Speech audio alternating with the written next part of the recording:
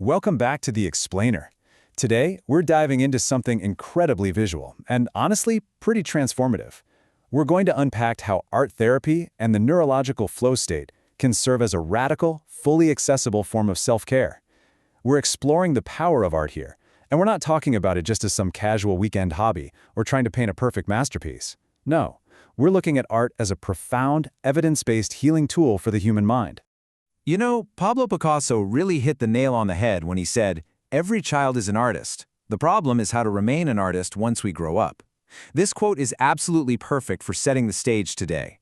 It reminds us of that innate, totally unjudged creativity we all naturally possessed before the world stepped in and told us otherwise. I mean, think back to when you were 5 years old. You didn't stop and worry if your drawing of a house was structurally sound or if the sky was the exact right shade of blue, right? You just created. Your hand just moved freely across the paper.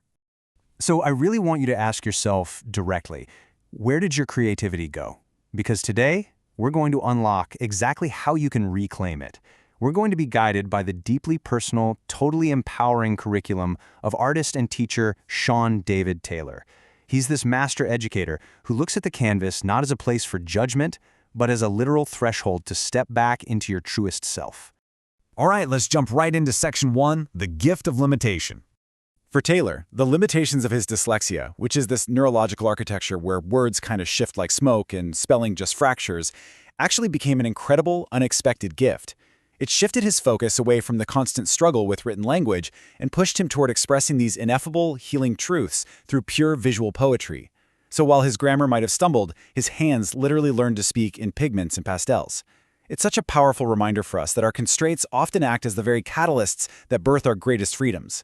What was taken away in linguistic precision was returned tenfold in visual eloquence. But as you'll see, this isn't just about one man's poetic journey. Let's move on to Section 2, the science of flow. When we engage in creative acts, we naturally slip into what psychologist Mihaly Csikszentmihalyi famously identified as the flow state. It's basically this meditative consciousness where time completely dissolves, and the boundary between you and what you're creating just vanishes. You know that magical feeling when you're so totally in the zone that your inner critic just shuts up and disappears? That's flow. Effort becomes totally effortless. You aren't forcing the art at all. You're just entirely present with it. And neurologically speaking, there's a really fascinating reason why that happens. Get this, the human brain can process roughly 110 bits of information per second. When you're fully immersed in making art, when you're blending the colors and physically feeling the texture of the paper, your consciousness fills up that exact capacity. Because your brain is completely occupied by the creative task, your self-consciousness, your anxieties, and even your perception of time just completely vanish. Your brain literally doesn't have the bandwidth left to worry. And the clinical results on this are absolutely staggering, proving this goes way beyond just being a relaxing hobby. Studies actually show that just 45 minutes of creating measurably lowers your cortisol levels, which is your primary stress hormone. Even more profoundly, it provides a vital, nonverbal pathway for trauma survivors to process really complex emotions. See, trauma often hijacks the speech centers of the brain, making it incredibly hard to even talk about what happened. But art bypasses that completely.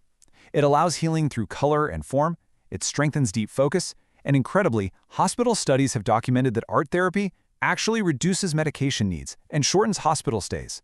So the big question is, how do we practically access this healing state without feeling completely overwhelmed by complex, messy techniques?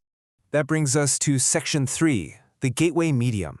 Taylor is a massive advocate for oil pastels as the ultimate gateway medium. First off, immediate accessibility. There's no brushes to wash, no turpentine to mix. You literally just open the box and the magic begins.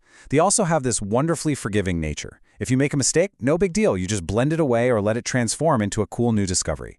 Plus, they offer tactile meditation. Your fingers literally become the brushes, making this direct hand-to-medium contact that naturally induces physical mindfulness. And yet, they still allow for rich, layered complexity as you build up the surface.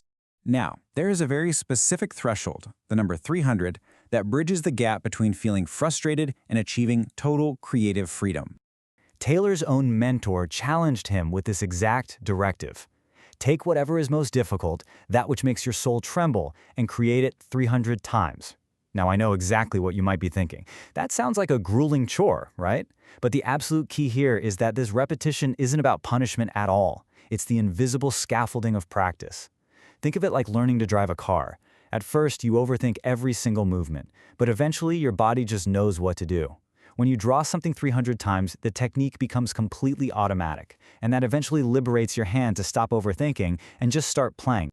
Okay, moving from technique over to the environment around us, let's look at Section 4, Color as Medicine. Color literally serves as medicine. We so often think of color as just being about aesthetics, but look at the actual physiological impacts here. Soft, cool blues don't just look nice. They physically and measurably lower your blood pressure and heart rate, inducing real tranquility. Sage greens evoke restorative balance, basically grounding us.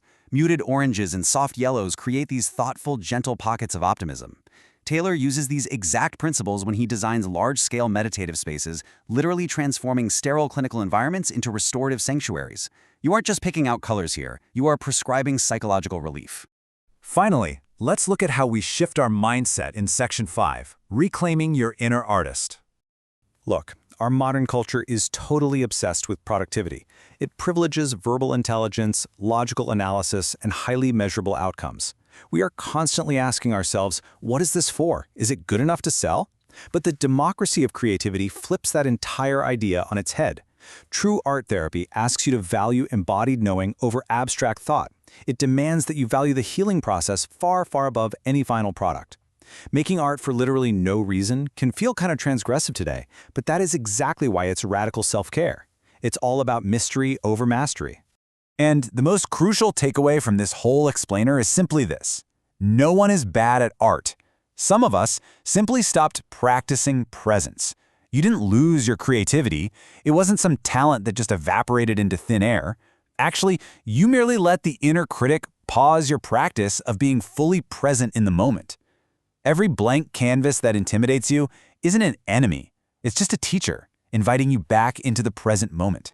So, as we wrap up today, I want you to ask yourself, who am I when no one is watching? And what will you create? Remember, you don't need anyone's permission to create. You don't need formal skills to heal through art. You only need the willingness to show up, put your hand to the medium, and align your breath to the moment.